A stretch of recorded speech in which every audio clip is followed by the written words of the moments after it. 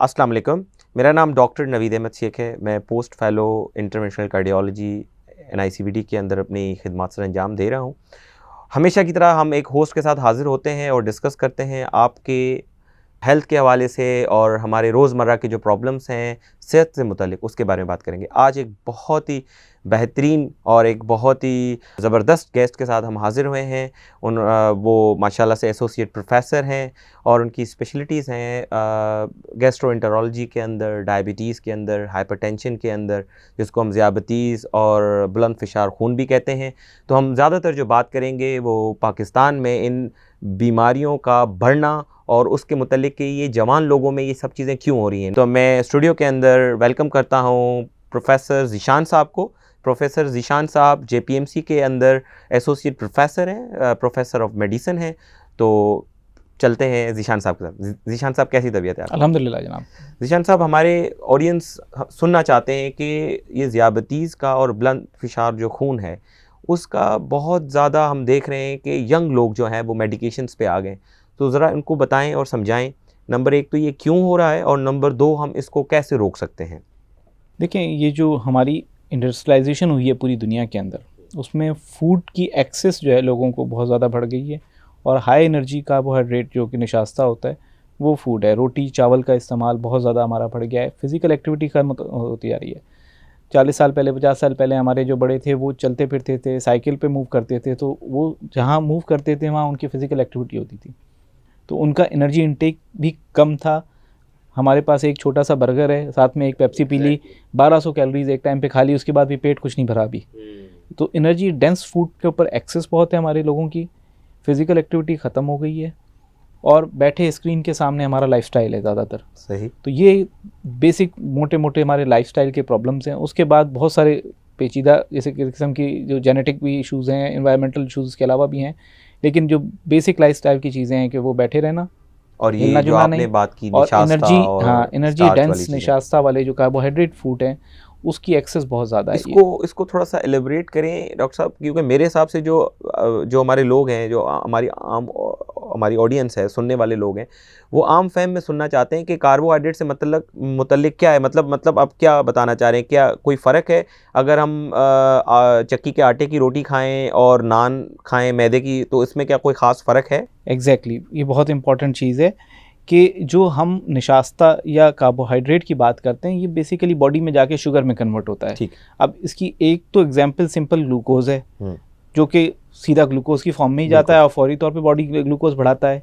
एक फॉर्म इसकी जो है चीनी की फॉर्म में होती है, फिर इसकी ये गंदम वाली फॉर्म आती है। अब गंदम में भी जो चक्की वाला चोकर वाला आटा होता है उसमें कुछ ना कुछ फाइबर साथ में शामिल होता है, इसको हजम होने में थोड़ा सा टाइम लगता है। ठीक है। लेकिन चावल हो गया या मैदा हो गया, जो नान जो वगैरह हम लेते हैं, उसके अंदर जो है वो जल्दी हजम हो जाता है, उसमें फाइबर बहुत कम होता है।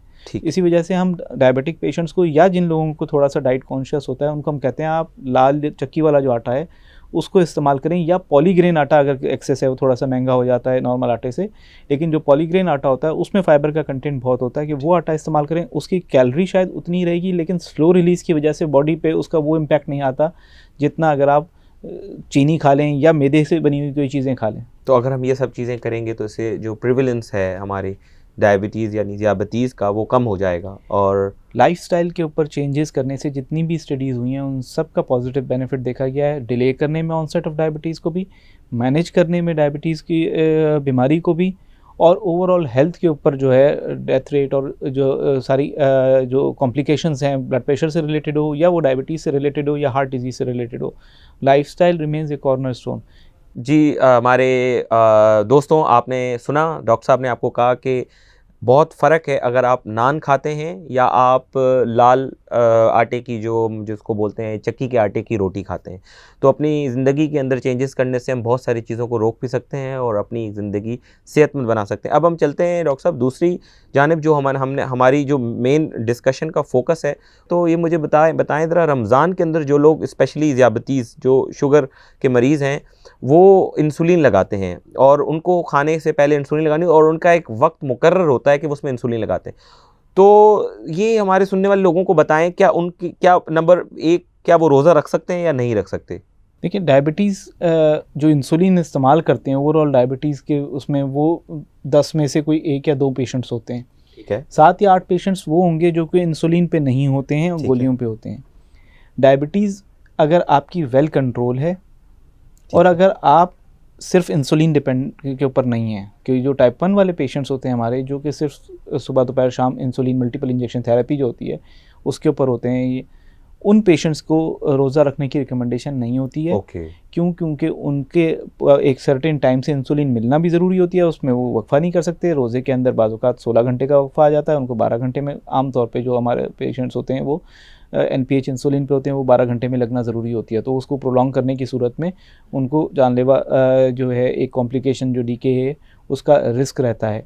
NPH, सॉरी आपकी बात काट रहा हूँ, सुनने वालों के लिए बताएं, NPH क्या वो दूध वाली इंसुलिन होती है या पानी वाली? दूध वाली इंसुलिन जो होती है। ठीक है। तो जो टाइप 1 वाले होते हैं वो मिक्स इंसुलिन्स के ऊपर होते हैं, उसमें से अगर उनको वक्फा बड़ा फिक्स है वो नहीं कर सकते, ठीक है, प्रोलॉन्ग नहीं कर सकते, तो उनके लिए तो रिकमेंडेड नहीं है। ठीक है। टाइप 2 वाले वो पेशेंट जो इंसुलिन के ऊपर हैं वो अपने डॉक्टर से मशवरा कर सकते हैं अगर उनकी डायबिटीज़ बहुत वेल कंट्रोल्ड है। ठीक है। तो उसी सूरत में हम अपने डायबिटिक पेशेंट्स को यही कहते हैं कि अगर आपका रोज़ा रखने की नीयत है तो आप 2 से 3 महीने पहले से तैयारी शुरू करें, अपने डॉक्टर के पास विज़िट करें, अपने लाइफस्टाइल को बेहतर करें, अपने डायबिटीज़ कंट्रोल को इम्प्रूव करें।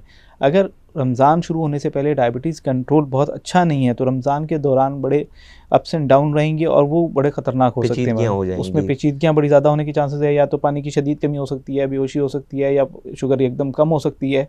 तो वो ख़तरनाक किस्म की जिसे कहते हैं पेचीदगियाँ जो है वो हो सकती हैं। तो कंट्रोल अगर नहीं है डायबिटीज़ आपकी तो आपको शुगर नहीं रोज़ा रखना नहीं चाहिए। हमारे यहाँ बड़ा उसको मजहबी वो रंग देते हैं कि ये फ़र्ज़ कर दिया गया है। सूरह बकरा में अल्लाह ताला ने फ़र्ज़ किया है, लेकिन उससे अगली आयत के अंदर उसकी जो है वो जो एक्सेप्शंस जो होते हैं वो भी बता दिए कि किन लोगों में रोज़े की छूट भी है। हम अगर कुरान में पढ़ते हैं तो जिस आयत के अंदर फ़र्जियत है उससे अगली आयत के अंदर ये भी लिखा है कि अगर आप बीमार हैं और आपको कोई ऐसा अर्ज़ा लाहक है, आप प्रेग्नेंट हैं, आप बहुत उम्र रसीदा हैं, तो उस सूरत में आप रोज़ा ना रखें, क्योंकि उसमें तकलीफ़ देना अल्लाह ताला का मकसद नहीं है। इबादत अल्लाह ताला का मकसद है, इंसान से करवाना, उसको तकलीफ़ देना ये मकसद नहीं है, नाउज़ुबिल्लाह। तो हमें समझना चाहिए। और अगर हमारा मौलिज ये कहता है कि नहीं आपको रोज़ा रखना आपके लिए सेफ़ नहीं है तो नहीं रखना चाहिए, छोड़ देना चाहिए। रखना जिन लोगों को है जिनके शुगर कंट्रोल है, यकीनन बहुत सारे लोग रख सकते हैं डायबिटिक पेशेंट्स, और बहुत सारे लोग ज़बरदस्ती रखते भी हैं। जितनी मुस्लिम कंट्रीज़ की स्टडीज़ हुई हैं 70-80% लोग रखते हैं। बिल्कुल। उसमें से 60% लोग डेफिनेटली ऐसे हैं जो कि बहुत सेफली अपने डायबिटीज़ कंट्रोल को ख़राब किए बगैर और पेचीदगियों को बढ़ाए बगैर रख सकते हैं। लेकिन उनको अपने मौलवी से मशवरा करना बहुत ज़रूरी है, क्योंकि खाने पीने में क्या चीज़ें उनके लिए बेहतर हैं और दवाओं की टाइमिंग की जो चेंज होती है वो सारी अपने मौलवी के मशवरे के साथ करें। तो व्यूअर्स, जैसे आपने सुना कि रोज़ा रखना भी ऑब्वियसली फ़र्ज़ है और हम इस चीज़ को अपने ऊपर सर पे सवार कर लेते हैं, नंबर 1। और नंबर 2, ज़बरदस्त बेहतरीन बात बताई प्रोफेसर साहब ने कि अल्लाह ताला का मकसद भी जो है वो इंसान को नाउज़ुबिल्लाह तकलीफ़ देना तो नहीं है, इबादत के लिए रोज़े बनाए गए और उसको उसी तरीके से लिया जाए। मेडिसिन के साथ साथ माशाल्लाह प्रोफेसर साहब ने आपको थोड़ा सा उसको इस्लामिक टच भी दे के बता दिया कि उसको कैसे किया जाए। चलें अब चलते हैं दोबारा प्रोफेसर साहब के साथ और उनसे पूछते हैं, तो ऐसी क्या चीज़ हमारे जो सुनने वाले लोग जो ज़ियाबतीज़ के, मैं ज़्यादा ज़ियाबतीज़ पे इसलिए बात कर रहा हूँ क्योंकि बुलंद फ़िशार वाले जो हैं वो फिर भी इन चीज़ों को किसी तरीके से कॉप अप कर जाते हैं। ज़ियाबतीज़ वाले मरीज़ों के लिए या जनरली जो भी मरीज़ जो दवाइयों पे हैं उनको क्या करना चाहिए? 4-5 चीज़ें ऐसी बताएं कि एक तो ये कि शुगर मॉनिटरिंग की फ्रीक्वेंसी बढ़ाएं।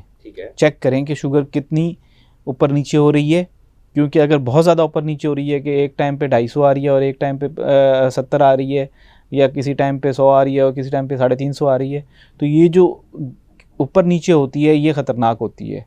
वेरिएशन अगर कम हो तो उसको मैनेज करना रिलेटिवली आसान होता है। तो वो उसी सूरत में पता चलेगा जब फ्रीक्वेंटली शुगर मॉनिटरिंग होगी। तो हमने अगर रोज़ा रखना है तो एक चीज़ हम तय करें कि अपनी शुगर मॉनिटरिंग की फ्रीक्वेंसी को बढ़ा दें रमज़ान से पहले, ताकि हम जब रोज़ा रखने जा रहे हों तो हमारे पास एक क्लियर एविडेंस हो कि हमारा शुगर्स कहाँ पर है।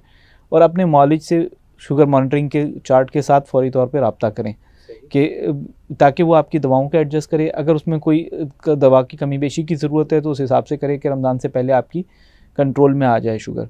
और रमज़ान में आपको किस तरह से डोज एडजस्टमेंट करना होगा, क्योंकि उसके लिए भी वो मालिश की हेल्प ज़रूरत होती है। लोग अपनी मर्ज़ी से जो है ना इफ्तारी और सहरी में कर लेते हैं, कुछ दवाएं इफ्तारी में लेनी का नुकसान हो सकता है, कुछ दवाओं को सेहरी में लेने का नुकसान हो सकता है, क्योंकि डिहाइड्रेटेड स्टेट, रोज़े के दौरान आप डिहाइड्रेटेड स्टेट के अंदर होते हैं, जिस्म में पानी की कमी होती है, तो गर्मी के अंदर डिहाइड्रेशन या पानी की कमी के अंदर कुछ दवाएं नुकसान दे सकती हैं। तो वो दवाओं के डोज और उसके टाइमिंग की एडजस्टमेंट इंपॉर्टेंट है। लेकिन सबसे पहले इंपॉर्टेंट ये है कि आप शुगर अपना मॉनिटर करें और अपने मॉलिज से फिर रब्ता करें आपकी दवाओं की, ताकि खुराक और उसकी टाइमिंग को एडजस्ट करें। सही। तो डॉक्टर साहब, क्या ये मुमकिन, जैसे कि आपकी बातों से ये लगा कि ये मुमकिन नहीं है कि आप घर पे बैठे अपनी दवाइयाँ खुद ही एडजस्ट करके, जो most of the time 50 to 80% लोग यही काम करते हैं, खतरनाक हो सकता है। खतरनाक हो सकता है। तो अच्छा, ये जो हमारे अभी रमज़ान में, जैसे आपने हमें बहुत सारी माशाल्लाह चीज़ें बता दी, थोड़ा सा अगर आप आइडिया देना चाहें कि किस तरह की पेचीदगियाँ हो सकती हैं, थोड़ा सा डिटेल के अंदर, कि खुदा न ख्वास्ता क्या हो सकता है अगर ये लोग ये काम करते हैं, क्योंकि मोस्ट ऑफ द टाइम लोग ये काम करते हैं। देखिए, अगर आप मालिज के मशवरे के बगैर मरीज़ करेंगे क्या एक्सपेक्टेड है उनसे कि वो क्या करेंगे? या तो दवा इस एंटिसिपेशन में गैर ज़रूरी तौर पे कम कर देंगे कि जी शुगर कम ना हो जाए, हम रोज़े में, हमें ज़रूरत ही नहीं है, ज़रूरत ही नहीं है। लेकिन हकीकतन हमारा जो है ना टोटल जो खाना है ना वो बढ़ जाता है रमज़ान में। ठीक है। आम हालात में डायबिटिक पेशेंट रिलेटिवली बेहतर कंट्रोल कर लेता है, लेकिन रोज़े के दौरान भूख की शिद्दत की वजह से जब आप रोज़ा खुलता है तो काफ़ी ज़्यादा खा लिया जाता है। सहरी में इसलिए ज़्यादा खा लिया जाता है कि पूरे दिन खाना नहीं है, और तो अक्सर औकात हमारा टोटल इंटेक पूरे 24 घंटे का बढ़ जाता है जो अगर हम कैलोरिक इंटेक बात, तो वो सिर्फ दवाओं की टाइमिंग एडजस्टमेंट इंपॉर्टेंट है, उसमें ज़रूरी नहीं है कि डोज कम करने की ज़रूरत है। कुछ दवाएं, जैसे मैंने बात की कि पानी की कमी होती है, तो जो पानी की कमी में उन दवाओं के साइड इफ़ेक्ट बढ़ सकते हैं। अब फॉर एग्जांपल जो ग्लूकोफेज कॉमन सी दवा है वो डिहाइड्रेटेड स्टेट में नुकसान दे सकती है। आजकल जो हम दवाएं बहुत फ्रीक्वेंटली डायबिटिक पेशेंट्स में और कार्डिक पेशेंट्स में बहुत तकरीबन सभी में SGLT2 इनहिबिटर्स जो होते हैं, वो एक केमिकल क्लास है, वो दवाओं बहुत फ्रीक्वेंटली लिखी जाती है। ये दवा जो है वो इफ्तारी में तो ली जा सकती है, सहरी में नहीं ली जा सकती। अगर लेंगे तो वो पानी क्योंकि पेशाब से निकालती है, तो ये खतरनाक हो सकता है बॉडी के लिए, और उसके अंदर पेशेंट बेहोश हो सकता है, शुगर कम भी हो सकती है, डिहाइड्रेट हो सकता है, और पेचीदगियाँ हो सकती हैं। इसी तरह से जो कुछ दवाएं जो कि रिलेटिवली स्ट्रॉन्ग जो है इफ़ेक्ट रखती हैं शुगर को कम करने का, जो जिस तरह से ग्लिमेप्राइड वगैरह, जो आम जो अगर ब्रांड्स अगर हम बात करें, एमरेल या गेट्रेल या इस तरह के जो ब्रांड्स हैं, इनकी शुगर कम करने की टेंडेंसी ज़्यादा होती है। ये हम कोशिश करते हैं इफ्तारी वाले टाइम पे लें, क्योंकि वो अगर आपने सहरी में ली है तो दिन के टाइम में अगर कम हो गई तो ये लॉन्ग एक्टिंग दवाएँ हैं, इसका इफ़ेक्ट बहुत लंबा जाता है। तो वो दवाओं की भी एडजस्टमेंट टाइमिंग की इम्पॉर्टेंट होती है। इंसुलिन की टाइमिंग इंपॉर्टेंट होती है कि किस टाइम पे ली जा सकती है। इंसुलिन डेफिनेटली अगर 2 टाइम एक आदमी लेता है तो सहरी वाली का डोज बहुत इंपॉर्टेंट होता है, और उस दौरान रोज़े के जो है शुगर मॉनिटर करना इंपॉर्टेंट है। एक आम हमारे यहाँ गलतफहमी लोगों को ये है कि जी रोज़े में शुगर चेक नहीं की जा सकती है, ये भी एक गलत, ये बड़ा, और उसको बड़ा इस्लामिक वो देते हैं कि नहीं जी वो देते हैं कि खून निकल जाता है। भाई जो उसका मसला जितना मैंने ख़ुद पढ़ा है और जितना जो है मुफ्ती हज़रात से डिस्कस किया है, वो खून बहना है, कि अगर कोई ज़ख़म लग गया, वो भी आपकी सेहत और आपकी हिफाजत के तहत पे ये मसला है कि अगर खून बह रहा है जिस्म से निकल के तो वो आपको ख़तरनाक हो सकता है। उस सूरत में रोज़ा खोलने में कोई हर्ज नहीं होता, और रोज़ा इसी वजह से कहा जाता है कि उल्टी हो गई अगर मुँह भर के, या अगर खून बह गया तो उसमें रोज़ा मकरूह हो गया, आप रोज़ा खोल लें। लेकिन ये जो चेक करते हैं हम फिंगर टिप से जो शुगर चेक करते हैं, या अगर हम ब्लड टेस्ट जो है सिरिंज से निकलवाते हैं, लेबॉर्ट्री टेस्ट, उसमें खून बहता नहीं है और एक कंट्रोल और एक बहुत लिमिटेड अमाउंट में खून निकलता है, इससे सेहत पे कोई फ़र्क नहीं पड़ता। तो उस मसले के कॉन्टेक्स्ट में कोई आपका रोज़ा ख़राब नहीं होता अगर आप शुगर टेस्ट करते हैं या ब्लड टेस्ट कोई करवाते हैं रोज़े के दौरान। तो शुगर चेक करनी चाहिए, और ख़ास तौर पे जो टाइम है जिसमें शुगर कम होने का अंदेशा होता है, जिस टाइम पे एक सहरी के घंटे और 2 घंटे के बाद बढ़ने का अंदेशा बहुत ज़्यादा होता है। एक आपका असर का जो टाइम होता है, मैं क्योंकि रोज़े की कॉन्टेक्स्ट में हम बात करते हैं तो ज़्यादा मरीज़ों को समझ में टाइम आता है कि असर की नमाज के बाद का जो टाइम होता है और मगरिब तक का टाइम, इस टाइम में जो है शुगर कम होने का अंदेशा बहुत है। 4 बजे से और 6 बजे का जो टाइम है, ये टाइम बड़ा इंपॉर्टेंट है कि इसमें अगर चक्कर आए, घबराहट हो, पसीने आए, हाथ लरज़ना शुरू हो या गुनूदगी से आए, फौरी तौर पे रोज़ा खोल लेना चाहिए, शुगर चेक कर लेनी चाहिए अगर, और अदरवाइज़ रोज़ा खोल लेना चाहिए, क्योंकि उसमें शुगर कम हो रही है और वो ख़तरनाक हो सकती है। क्योंकि लोगों को, काफ़ी सारों को ये अंदाज़ा नहीं होता कि शुगर का कम होना बहुत थोड़े से टाइम के लिए जानलेवा हो सकता है। ज़रूरी नहीं है कि आपको अस्पताल पहुँचने का भी टाइम मिले, तो वो टाइम बहुत इंपॉर्टेंट होता है। बाज़ औक़ात ब्रेन डैमेज परमानेंट हो जाता है अगर शुगर कम बहुत ज़्यादा हो जाए, कि दिमाग के अंदर जो है वो काम फंक्शन छोड़ दे, तो वो इम्पॉर्टेंट है। उस टाइम पे शुगर आप पहले मॉनिटर करें रेगुलर, ख़ास तौर पे शुरू के पहला हफ्ता जो होता है उसमें आपका एक रूटीन बन रहा होता है, उसमें शुगर मॉनिटर चेंजेस भी आ रही होती हैं चेंजेस आ बॉडी रही के होती अंदर, हैं। तो आपने वो सारी चीज़ें तो करनी जब है। मरीज़ घरों पे चेंज कर रहे होते हैं, वो मालिज से मशवरा करते हैं, तो ये सारी हम हिदायत उनको देते हैं, समझाते हैं, ताकि ये चीज़ें अपने हिसाब से चेक करें। फिर खुराक का इस्तेमाल भी बड़ा इरेटिक होता है बाज़ औक़ात। रोज़ा रखा हुआ है तो ये चीज़ें हो सकती है, वो चीज़ हो सकती है। मैं हरम में जब हज पे हमने ड्यूटी की, काफ़ी सारे डायबिटिक पेशेंट दवाएं छोड़ के अपने पाकिस्तान छोड़ के आ गए। नहीं जी, हम तो अल्लाह के घर जा रहे हैं। अल्लाह के घर जा रहे हैं तो अल्लाह ताला का हुक्म है अपना इलाज खुद कराएं। वहाँ पे बीमारियों से प्रूफ नहीं है, कहीं नहीं लिखा हुआ कुरान और सुन्नत के अंदर कहीं पे भी किसी हदीस में कि हरम में आपको कोई बीमारी नहीं लगेगी और आपको किसी दवा की ज़रूरत नहीं है। बिल्कुल बिल्कुल। तो ये इम्पॉर्टेंट है, तो इन चीज़ों का ख्याल रखना चाहिए। ठीक है डॉक्टर साहब, ये बहुत इंपॉर्टेंट बात की प्रोफेसर साहब ने कि शुगर की मिकदार का बढ़ना तो ख़तरनाक अपनी जगह पर है, शायद वो आपको वक्त दे दे, लेकिन शुगर का कम हो जाना जो है वो शायद आपको वक्त ना दे, वो ज़्यादा ख़तरनाक होता है। लेकिन हमारे जहन के अंदर ये चीज़ें इस तरीके से नहीं होती हैं। सर थोड़ा सा हमें ये बताएं कि तो रमज़ान के मुतल्लिक़ क्या कुछ ऐसी अशिया हैं जो हमें खानी चाहिए ज़ियाबतीज़ और बुलंदफशार खून में, और कुछ नहीं खानी चाहिए? नहीं खाने में तो ये हमारे मुसलमानों के लिए सबसे इम्पोर्टेंट चीज़ ये है कि अल्लाह ताला ने रोज़े फ़र्ज़ किए हैं, पकोड़े फ़र्ज़ नहीं किए। तो हम मरीज़ों को ये कहते हैं भाई पकोड़े फ़र्ज़ नहीं है, रोज़े फ़र्ज़ हैं। बिल्कुल। तो कहीं नहीं लिखा हुआ कि आपको पकोड़े खाने बहुत ज़रूरी है। बिल्कुल ठीक है, वो एक फ़ैट कंटेंट होता है, वो थोड़ा सा आपकी एनर्जी रिस्टोर करने में हेल्प करता है। उसके पीछे साइंस, जो न्यूट्रिशनल साइंस है, वो ये है कि आप फ्राइड आइटम जो लेते हैं वो आपको लॉन्ग टर्म एनर्जी उसमें सर्व करता है। एक आधा खाने में हर्ज नहीं है, लेकिन वो जो पेट भर कर प्लेटें भर भर के जो पकोड़े खाए जाते हैं वो नहीं खाने। ज़ाहिर डायबिटिक हार्ट पेशेंट या ब्लड प्रेशर वाले जो पेशेंट हैं वो नहीं खा सकते हैं।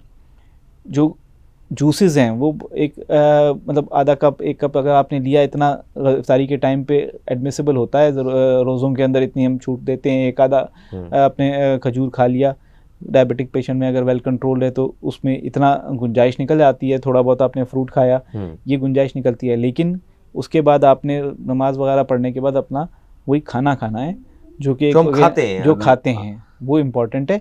बहुत ज़्यादा पेट फ्राइड आइटम्स खाने की ज़रूरत नहीं। फ्राइड आइटम्स और बहुत भर के खाना, जो ये चीज़ें, दोनों चीज़ें ठीक नहीं है। स्पेस आउट कर दें कि अभी जैसा हमारे पास इफ्तारी 7 बजे के करीब होगी, आगे पीछे 10-15 मिनट, उसके बाद फिर तरावी है, तरावी के बाद फिर आपके पास 10 बजे के टाइम, थोड़ा थोड़ा करके 2 स्पेस में उसको अगर आप स्प्लिट करेंगे तो शुगर्स के ऊपर बहुत फ़र्क नहीं पड़ेगा और आपका एनर्जी इंटेक भी ठीक रहेगा। सहरी के बारे में क्या ख्याल है आपका? सहरी में क्या चीज़ें इस्तेमाल करनी चाहिए ज़ियाबतीज़ के लोग? सहरी के अंदर भी अब फीनी वगैरह ये चीज़ें इस्तेमाल करते हैं, वो तो क्योंकि बेकरी आइटम आपको डायबिटिक पेशेंट तो वैसे भी अलाउ नहीं करते, तो वो तो नहीं है। बाकी अपना रोटी खा सकते हैं, उसके ऊपर ये है कि थोड़ा सा जो है जैतून का ऑयल लगा के उसको 1 चम्मच थोड़ा सा चिकना कर सकते हैं। कुछ लोगों को बगैर चिकना किए, और वो रोज़े में बाज़-औक़ात हेल्प भी करता है, क्योंकि फ़ैट का अपना एक इम्पॉर्टेंट है कि रोल बॉडी में through out the day slow energy release करती है फ़ैट बॉडी के लिए। तो वो ये कि थोड़ा बहुत जैतून का ऑयल 1 चम्मच लगा के थोड़ा सा रोटी चिकनी करके और अपने सालन जो भी है उसके साथ खाई जा सकती है। दही का इस्तेमाल कर लें सहरी के अंदर, वो वैसे भी आपको रोज़े में हेल्पफुल रहता है अर्ली मॉर्निंग जो है। ठीक है, तो व्यूअर्स आज हमने जैसे बात की प्रोफेसर ज़ीशान साहब के साथ, अब इनसे एक फ़ाइनल मैसेज लेते हैं और उसके बाद फिर अलविदाई लेंगे। प्रोफेसर साहब क्या मैसेज देना चाहेंगे हमारे व्यूअर्स को? बहुत सारे डायबिटिक पेशेंट्स जो हैं, जो शुगर के मरीज़ हैं, वो रोज़ा रख सकते हैं और बहुत सेफली रख सकते हैं, लेकिन उसके लिए ज़रूरी है कि आप शुगर बहुत अच्छी कंट्रोल हो और आप अपने मौलिज के साथ कांटेक्ट में हैं। अल्लाह ताला ने यकीनन रोज़े फ़र्ज़ किए हैं मुसलमानों पे, लेकिन इस फ़र्ज़ियत के साथ उसमें इस्तिस्ना भी दिया है, और वो इस्तिस्ना कुरान में ही लिखा हुआ है। ये बीमारी ऐसी है, बाज़ औक़ात अगर आपका मौलिज कहे कि आपके लिए रोज़े रखना ठीक नहीं है, सेफ़ नहीं है, तो उस चीज़ को एक्सेप्ट करें और अपने ऊपर जुल्म ना करें। ये भी अल्लाह ताला को पसंद नहीं है। शुक्रिया। तो व्यूअर्स, आज का प्रोग्राम यहीं पे इख्तिताम पज़ीर होता है और हम आपसे इजाज़त चाहेंगे। मेरी यही इल्तिजा रहेगी हमेशा की तरह आपसे कि इस वीडियो के अंदर जितनी भी बातें हुई हैं बहुत ज़्यादा ज़रूरी हैं, स्पेशली हमारे मरीज़ों के लिए और हर उस इंसान के लिए जो या तो इस बीमारी से गुज़र रहा है या उस जो बीमार कोई भी शख्स है उस घर के अंदर मौजूद और उसका ख्याल रख रहा है। क्योंकि बाज़ औक़ात हमें अपने अज़ीज़ व अक़ारिब का, प्यारों का, दोस्तों का, माँ बाप का, वालिदैन का, सबका ख्याल रखना होता है और वो अपना ख्याल नहीं रख पाते, वो चीज़ें नहीं समझ पाते। तो